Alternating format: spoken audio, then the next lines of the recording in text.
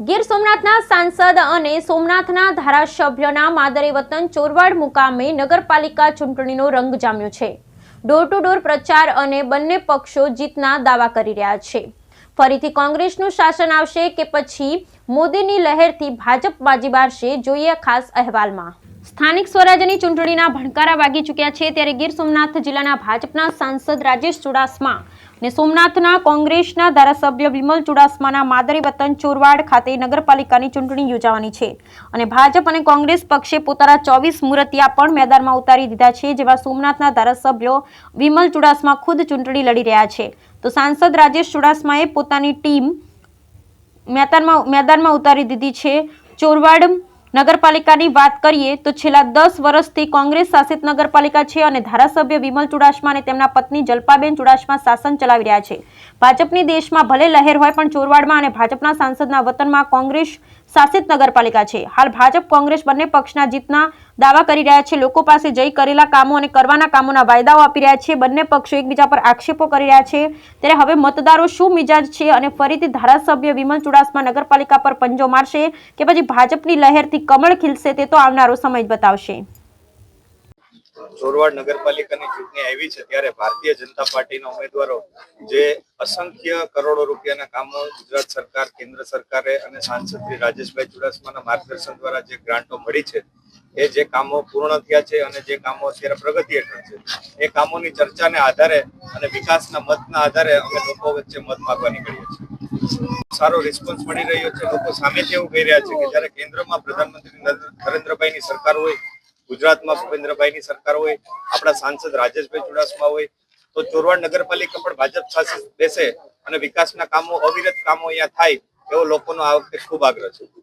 કોંગ્રેસની બોડી છેલ્લા 10 વર્ષથી હતી અને એમાં ખાસ કરીને છેલ્લા 5 વર્ષથી તો એક પણ કામ ગુજરાત સરકાર દ્વારા મંજૂર કરીને કોંગ્રેસ નગરપાલિકા દ્વારા થયું હોય એવું એક પણ કામ નથી। અને જો છેલ્લા વાત કરવામાં આવે કે છેલ્લા 2 વર્ષના જે વહીવટી શાસન છે, તો એમાં હું તમને કહું કે ચોરવાડ ગામનો મુખ્ય રસ્તો જે 4 કરોડ રૂપિયાના ખર્ચે અત્યારે બની રહ્યો છે, અન્ય 4 કરોડ રૂપિયાના ખર્ચે ચોરવાડ હોલિડે કેમ્પ, ધીરુભાઈ અંબાણીના ગેટના પ્રવેશ દ્વારથી લઈને હોલિડે કેમ્પ સુધી અન્ય 4 કરોડનો રસ્તો બનવા જઈ રહ્યો છે। પાણીના પીવાના જે મીઠા પાણીનો પ્રશ્ન હતો એ પણ સોલ્યુશન થઈ ગયું છે અને નલ સે જલ યોજના અંતર્ગત લોકોને ઘર ઘર સુધી પીવાનું મીઠું પાણી મળી રહ્યું છે। સાથે સાથે 2 પાણીના નવા ટાંકા, એક બંદર વિસ્તાર માટે અને એક બોલર વિસ્તાર માટે પણ અત્યારે કામ પ્રગતિ હેઠળ છે। સાથે સાથે જે ચોરવાડનો જે મોટો રોજગારીનો પ્રશ્ન હતો, જે ગુજરાત સરકારે અને કેન્દ્ર સરકારે સાથે મળી અને અત્યારે 170 કરોડથી 200 કરોડની વચ્ચે એક રકમ મંજૂર કરી છે અને જે આવનારા 1 મહિનાની અંદર કામ શરૂ થવા જઈ રહ્યું છે, તો હજારો લોકોને ચોરવાડ બંદરમાં રોજગારી મળી રહેશે, જે એક ખૂબ ખુશીની વાત છે। ભારતીય જનતા પાર્ટીના કાર્યકર્તાઓનો ઉત્સાહ અને લોકોનો વિશ્વાસ એ બતાવી રહ્યો છે કે આ વખતે ભારતીય જનતા પાર્ટીના 24 ઉમેદવાર વિજયી બનશે અને ચોરવાડ નગરપાલિકામાં ભારતીય જનતા પાર્ટીની સરકાર અને બોડી બેસવાની છે।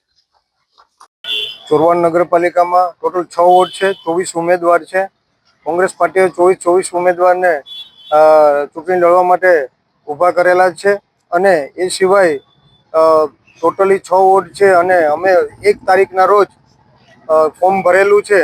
ત્યારે ચૂંટણીમાં મુદ્દા કે જે અમે 10 વર્ષમાં જે કામગીરી કરી છે એ વિષય લઈ અને લોકો સુધી જશું, શું કામ કર્યા છે। જેમ કે 3.5 લાખ રૂપિયો જે ખાલી પ્લોટ હોય એમાં મકાન બનાવવા માટે અમે 1 રૂપિયો પાછો નથી આપવાનો હોતો, એમાં 680 મકાન અમે મંજૂર કરી પાસ કરીને કામ પૂર્ણ કરી દીધા છે।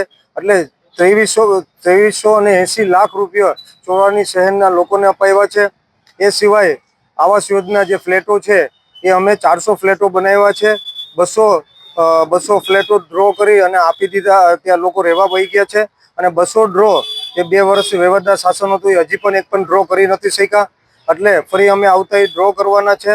એ સિવાય પણ મોટી સમસ્યા જે અમારી પહેલાં લોકોને પાણીની ખૂબ જ તકલીફ હતી, લોકોને કૂપન આપતા અને પાણી મળતું, મારી બહેનો અને મહિલાઓ એ 1-2 કિલોમીટર દૂર પાણીના ટાંકે લાઈનમાં પોતાના બેડા લઈને ઊભું રહેવું પડતું હતું અને કલાકો સુધી, કારણ કે 8 કે 10 દિવસે પાણી આવતું। એ સિવાય પણ એમને વેચાતું પાણી લેવું પડતું, સાયકલ ઉપર બ્લુ કલરના કેનો ઘરે આવતા અને વેચાતા પાણી લોકો લેતા અને બહારગામથી જે આવતા પહેલાં પૂછતા ચોરવાડમાં કે પાણીની વ્યવસ્થા છે તો અમે વેકેશનમાં આવીએ। આવી પરિસ્થિતિ અને ઘણા લોકો તો પાણીની સમસ્યાના હિસાબે ચોરવાડ શહેર મૂકીને પણ વહી ગયા છે. એટલે એ મારી બહેનોનો મેં ખાસ કરીને પહેલો પ્રશ્ન સોલ્વ કર્યો કે 10 વર્ષમાં મારી બહેનોને કોઈને પણ બેડું લઈને પાણીને ટાંકે નથી જવું પડ્યું, કે બહેનોને વેચાતું પાણી નથી લેવું પડ્યું, અને એમને અલ્ટરનેટિવ આજે પાણી મળ્યું તો એક દિવસે ને એક દિવસે પાણી 10 વર્ષ સુધી સતત આપવાનો પ્રયત્ન કર્યો છે. અને આજે બહેનોના પણ આશીર્વાદ મળી રહ્યા છે. ત્યારે ખાસ કરીને એ આશીર્વાદ તો મળી રહ્યા છે ત્યારે 2 વર્ષના વહીવટદાર શાસનમાં એ જે પરિસ્થિતિ પાછી પણ ઊભી થઈ હતી. કારણ કે આ મેં ઊભું કરેલું જે પાણીનું મેનેજમેન્ટ હતું એ પણ આ લોકો એ મેનેજમેન્ટ કરી ન શક્યા અને બહેનોને ફરીથી બેડા લઈને પાણી ભરવા જવું પડતું હતું. એ સિવાય અમે 16 યોજનાઓ જે ઓફિસે ચાલુ કરી છે, જેમ કે વૃદ્ધ પેન્શન, આયુષ્માન કાર્ડ, એવા અન્ય 16 યોજનાઓ ચાલુ કરી છે જે લોકોને માળિયા જવું પડતું. અમારો તાલુકો માળિયા છે, 15 કિલોમીટર દૂર છે.